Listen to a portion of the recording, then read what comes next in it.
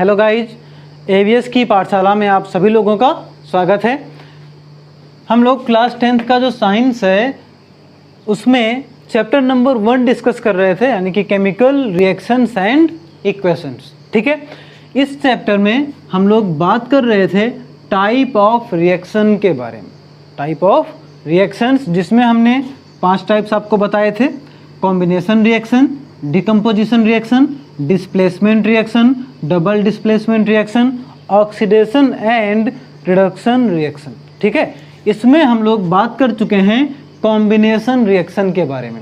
इससे पिछले वीडियो में हम लोगों ने कॉम्बिनेशन रिएक्शन डिस्कस की थी विद एक्सपेरिमेंट्स। ठीक है, तो जिन लोगों ने अभी तक ये वीडियो नहीं देखा है उनको इसका लिंक ऊपर आई बटन पे या नीचे डिस्क्रिप्शन बॉक्स में मिल जाएगा, वहाँ जाके वीडियो को ज़रूर देखें। आज हम लोग बात करने वाले हैं डिकम्पोजिशन रिएक्शन के बारे में। इससे पहले हम आपको बता दें कि कॉम्बिनेशन रिएक्शन क्या होती है। ठीक है, हमने बताया था पिछले वीडियो में कि कॉम्बिनेशन रिएक्शन क्या होती है, कैसे होती है, सब कुछ हम आपको बता चुके हैं। तो वहाँ पे हमने बताया था आपको कि when 2 or more than 2 substances combine to form, सही से सुनिएगा, when 2 or more than 2 substances combine to form a new substance, then the reaction is known as combination reaction। Example हमने वहाँ पे एक लिया था कि सपोज 2 मॉलिक्यूल हैं A2 एंड B2, ये आपस में कंबाइन होके क्या फॉर्म कर रहे थे? AB के 2 मॉलिक्यूल। ठीक है, इसको हम लोगों ने कहा था कॉम्बिनेशन रिएक्शन। आज का जो हमारा टॉपिक है वो है decomposition reaction.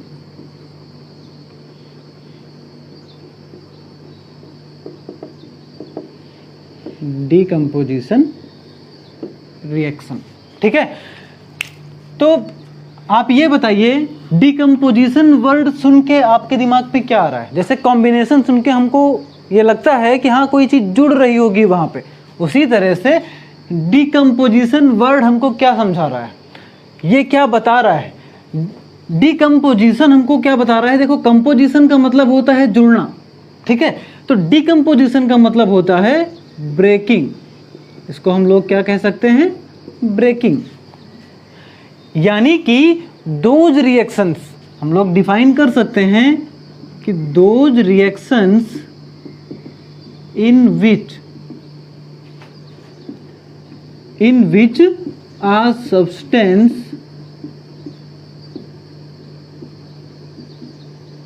breaks into 2 or more than 2 simpler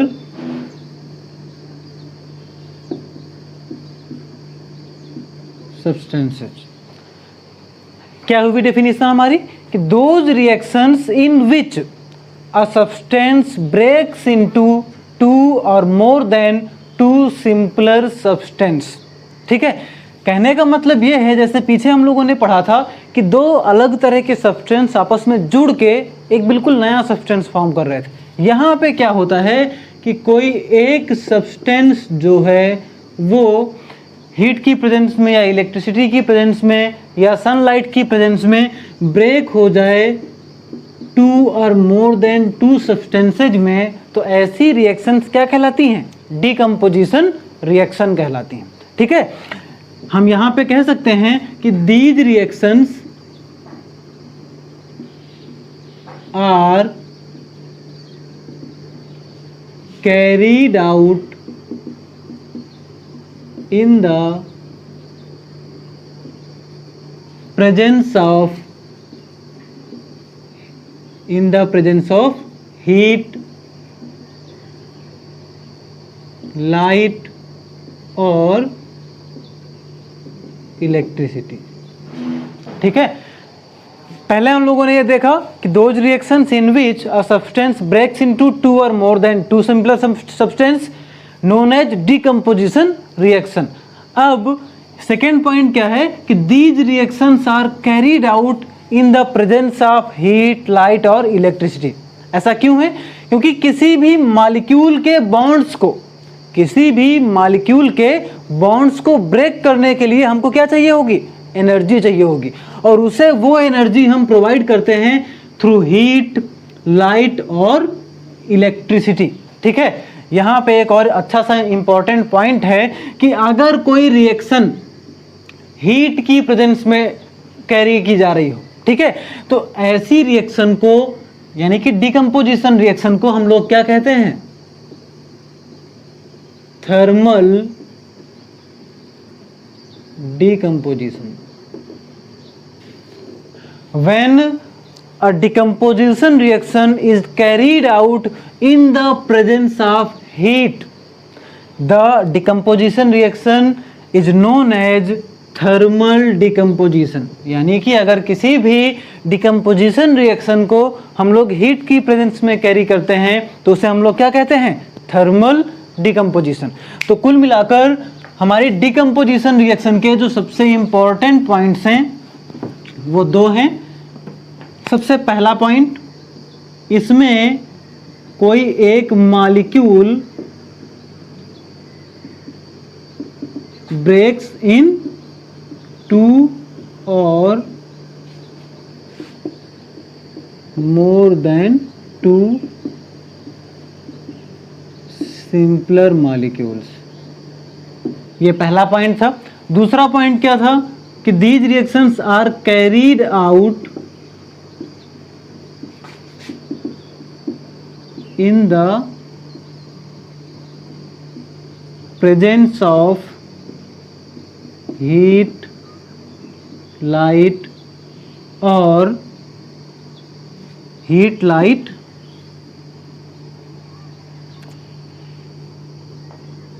कहाँ रहा यार, थर्ड भूल गए।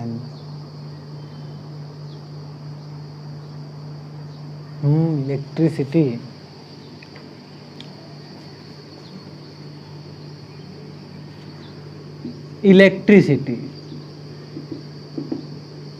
यानी कि ये जो रिएक्शंस हैं या तो हीट की प्रेजेंस में या लाइट की प्रेजेंस में या इलेक्ट्रिसिटी की प्रेजेंस में कैरी की जाती हैं। और जो थर्ड पॉइंट है वो ये है कि ये जो है जस्ट अपोजिट होती हैं किसकी, just opposite of combination reaction. ठीक है, ये जो रिएक्शन है डिकम्पोजिशन रिएक्शन, ये अपोजिट होती है किसकी, कॉम्बिनेशन रिएक्शन की। ठीक है, अब हम लोग इसके कुछ एग्जांपल्स डिस्कस कर लेते हैं। उनमें से सबसे पहला एग्जांपल लेते हैं हम लोग कैल्शियम कार्बोनेट का। कैल्शियम कार्बोनेट को हम लोग क्या कहते हैं, लाइम स्टोन कहते हैं। ठीक है, कैल्शियम कार्बोनेट को जब हम लोग हीट करते हैं तो क्या होता है, इसका डिकम्पोजिशन हो जाता है और डिकम्पोजिशन के बाद ये टूट जाता है किसमें, CaO और CO2 में। CaO को हम लोग क्या कहते हैं, लाइम यानी कि कैल्शियम ऑक्साइड। ये क्या बना, कैल्शियम ऑक्साइड और साथ में CO2 यानी कि कार्बन डाइऑक्साइड। यहाँ पे देखिए क्या हो रहा है, जब कैल्शियम कार्बोनेट को हम लोग हीट करते हैं, कैसे, थर्मली। ठीक है, तो हीट करने पे क्या हो रहा है कि अभी यहाँ पे देखो ये एक सिंगल मॉलिक्यूल है, कैल्शियम कार्बोनेट अभी क्या है, एक सिंगल मॉलिक्यूल है। हीट करने के बाद ये ब्रेक हो जाता है किसमें, कैल्शियम ऑक्साइड एंड CO2 में, यानी कि एक मॉलिक्यूल ब्रेक हो रहा है कितने मॉलिक्यूल्स में, 2 मॉलिक्यूल्स में। तो यहाँ पे हम लोग क्या देख रहे हैं, CaCO3 का क्या हो रहा है, डिकम्पोजिशन हो रहा है। ठीक है, यहाँ पे लाइम स्टोन चेंज हो रहा है किसमें, लाइम में। ठीक है, ये हमारा पहला एग्जाम्पल है। इसके बाद जो आपकी NCERT की बुक में एग्जाम्पल दिया गया है वो एग्जाम्पल हम देखते हैं। NCERT की बुक में जो आपका पहला एग्जाम्पल है वो है फेरस सल्फेट का। ठीक है, बहुत ही इंपॉर्टेंट है एग्जाम के पॉइंट ऑफ व्यू से, तो ध्यान से देखिएगा। फेरस सल्फेट के 2 मॉलिक्यूल्स को जब हम लोग हीट करते हैं, ठीक है, जब हम लोग हीट करते हैं तो फेरस सल्फेट का भी क्या हो जाता है, डिकम्पोजिशन। क्या हो जाता है इसका, डिकम्पोजिशन हो जाता है, और ये चेंज हो जाता है Fe2O3 यानी कि ferric oxide plus sulphur dioxide और प्लस सल्फर ट्राइऑक्साइड। ठीक है, ये क्या है हमारा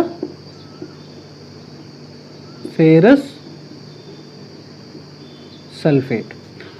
अब यहां पे ध्यान दीजिएगा, अभी इसको हम आपको एक्सपेरिमेंटली करके दिखाएंगे। ठीक है, होता क्या है कि जब हम फेरस सल्फेट को हीट करते हैं तो नॉर्मल जो हम लोग लैब में फेरस सल्फेट यूज करते हैं उसका जो कलर होता है वो कैसा होता है, ग्रीन कलर का होता है।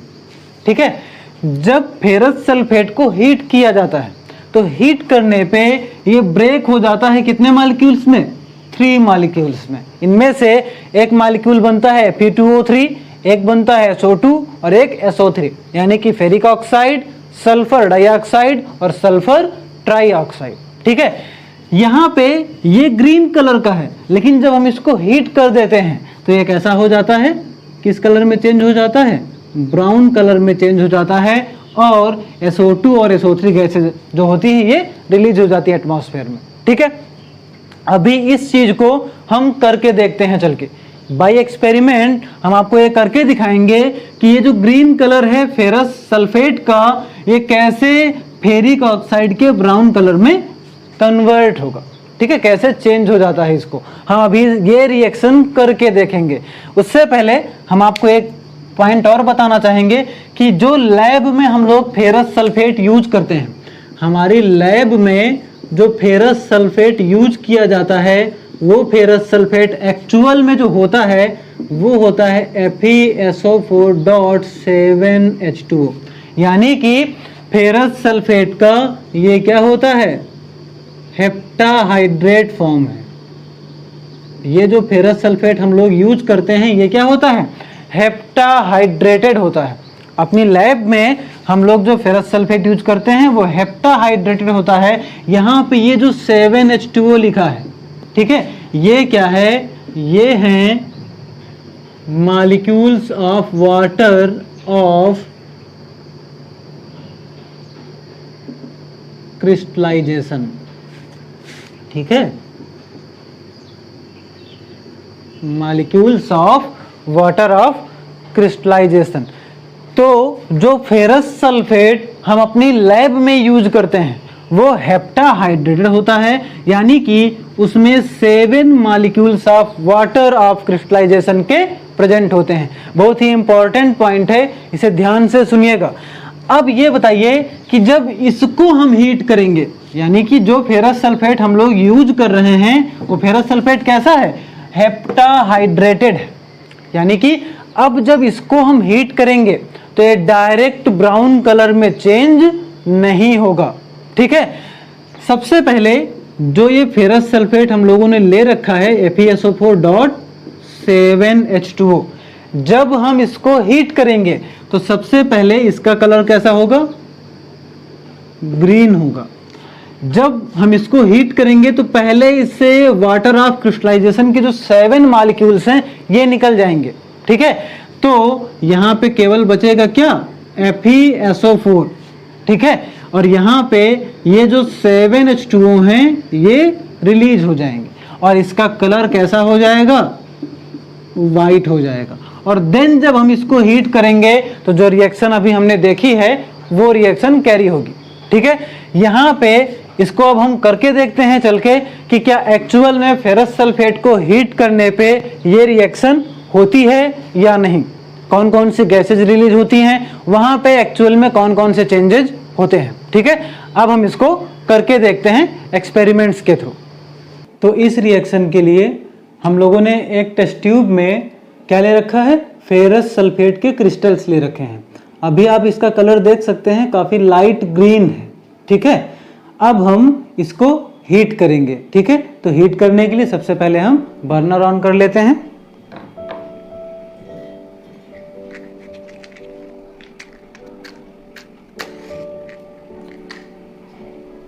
अब इन क्रिस्टल्स को हम हीट करते हैं। बस हीट करते समय ध्यान दीजिएगा कि टेस्ट ट्यूब का जो माउथ है वो आप अपनी तरफ ना करके अपने से अपोजिट साइड कीजिएगा, ताकि जो भी फ्लेम्स उठें या जो भी हों वो आपकी तरफ ना आने पाए। अब इनको हीट करने पे आप टेस्ट ट्यूब के ऊपर देख सकते हैं फ्यूम्स बनना स्टार्ट हो गई हैं। ये वाटर वेपर्स हैं। हमने आपको बताया था कि फेरस सल्फेट के जो क्रिस्टल्स होते हैं उनमें 7 मॉलिक्यूल्स ऑफ H2O प्रेजेंट होते हैं। ठीक है, तो सबसे पहले उनका वेपराइजेशन होता है। ये जो ऊपर आप यहाँ टेस्ट ट्यूब पे देख रहे हैं ये क्या है? वाटर वेपर है। ठीक है, जो रिलीज हुई है पहले हीट करने पे। ठीक है, तो फेरस सल्फेट जो हेप्टाहाइड्रेटेड था अब वो केवल फेरस सल्फेट बचा हुआ है। अब इसको हम और हीट करते हैं, देखते हैं क्या चेंजेज होते हैं।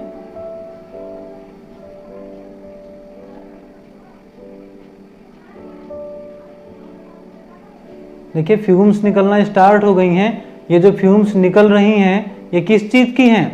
सल्फर डाइऑक्साइड और सल्फर ट्राइऑक्साइड की।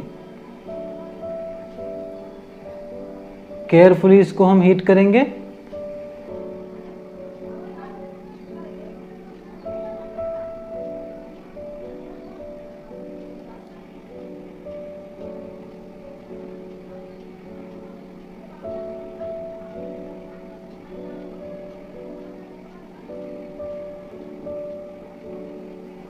आप टेस्ट ट्यूब के बॉटम में देखिए जो फेरस सल्फेट था उसका जो कलर है वो चेंज होना स्टार्ट हो गया है। इसको हम और हीट करते हैं।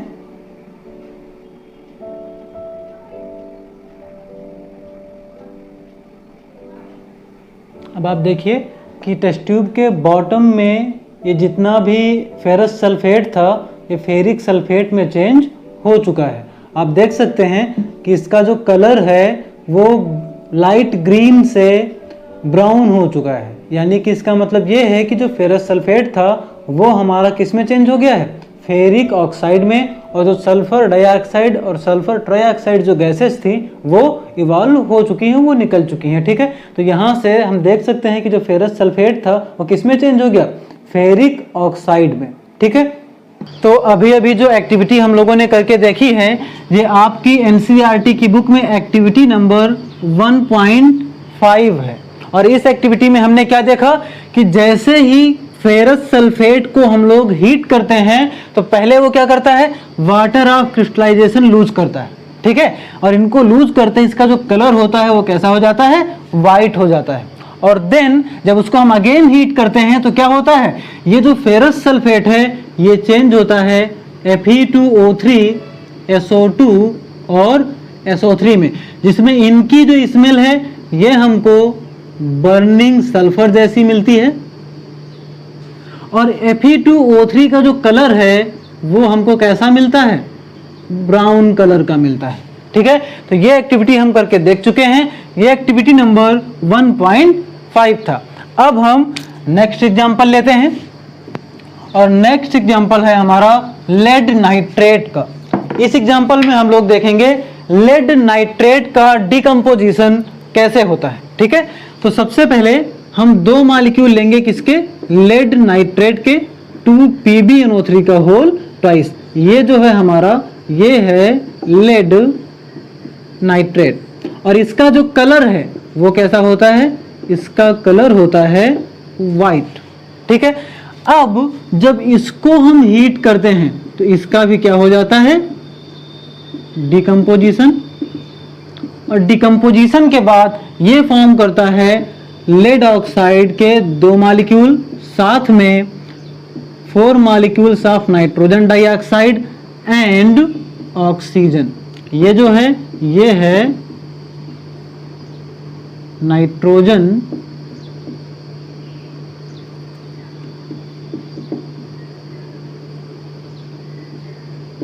डाइऑक्साइड और इसका जो कलर होता है वो होता है ब्राउन। और ये जो है ये जो लेड ऑक्साइड है इसका जो कलर होता है वो होता है येलो। और ये जो बना है ये क्या है? Lead oxide.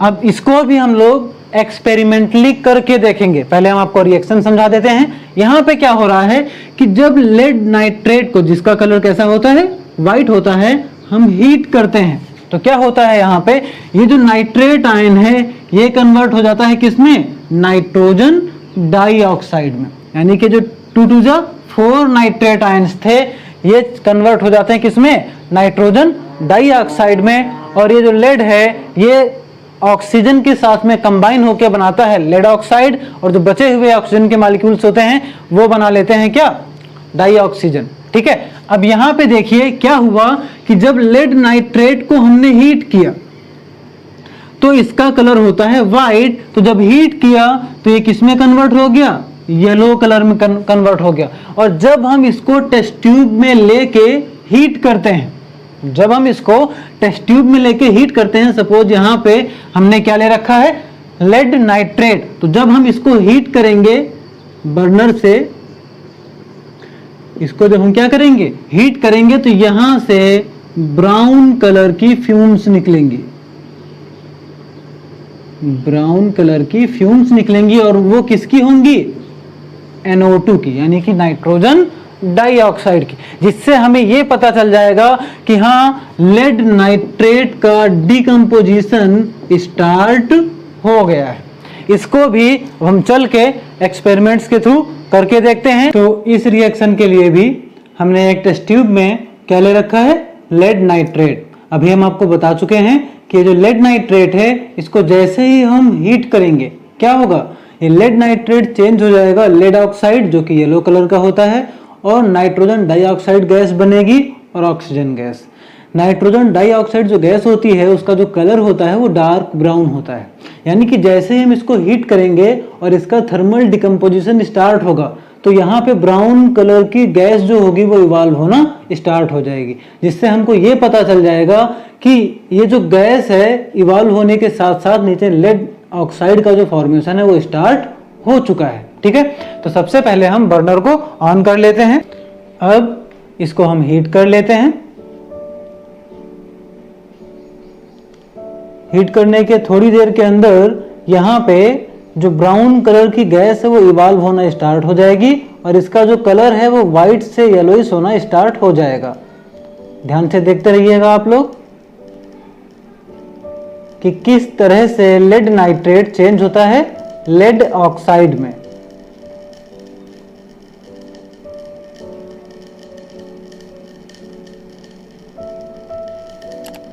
देखिए धीरे धीरे गैस जो है इवॉल्व होना स्टार्ट हो चुकी है।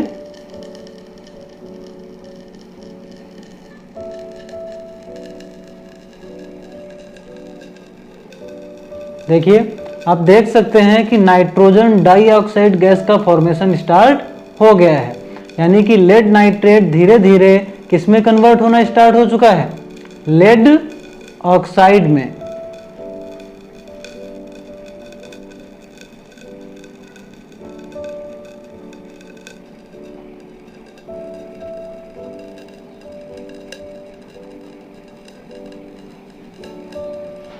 अब आप देख सकते हैं कि ये नाइट्रोजन डाइऑक्साइड गैस इवॉल्व होने के साथ साथ यहाँ पे नीचे जो वाइट कलर का हमारा क्या था, लेड नाइट्रेट था, उसका जो कलर है वो कैसा हो चुका है, येलोइश हो चुका है। तो यानी कि ये जो लेड नाइट्रेट था वो लेड ऑक्साइड में कन्वर्ट हो चुका था।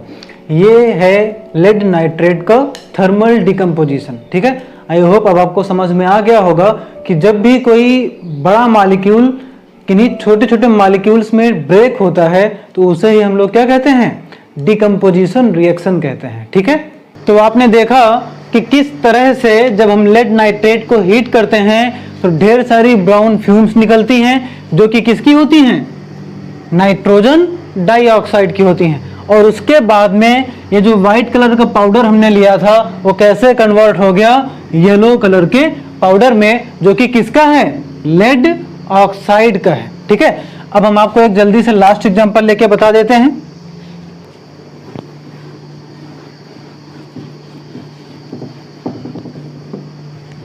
तो नेक्स्ट एग्जांपल है हमारा इलेक्ट्रोलिसिस ऑफ वाटर। तो जब एसिडिफाइड वाटर में हम लोग क्या पास करते हैं, इलेक्ट्रिसिटी,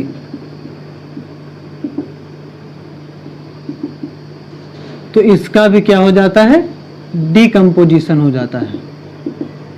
जब एसिडिफाइड वाटर में हम लोग इलेक्ट्रिसिटी पास करते हैं तो वाटर का क्या हो जाता है, डिकम्पोजिशन हो जाता है, और वाटर ब्रेक हो जाता है किसमें, हाइड्रोजन एंड ऑक्सीजन में। तो इस एग्जाम्पल के बारे में नेक्स्ट वीडियो में हम डिटेल में बात करेंगे, ठीक है। अभी हम लोग दो तरह से देख चुके हैं डिकम्पोजिशन। अभी इससे पहले जो एग्जाम्पल्स थे वो किसकी प्रेजेंस में हुए थे, हीट की प्रेजेंस में हुए थे। इलेक्ट्रोलिसिस ऑफ वाटर होती है किसकी प्रेजेंस में, इलेक्ट्रिसिटी की प्रेजेंस में। अब हम लोग ये देख लेते हैं एक और एग्जाम्पल जो लाइट की प्रेजेंस में होता है। तो इसके लिए हम लोग लेते हैं सिल्वर क्लोराइड। क्या लेते हैं, सिल्वर क्लोराइड, और ये कैसा होता है, वाइट होता है, ठीक है।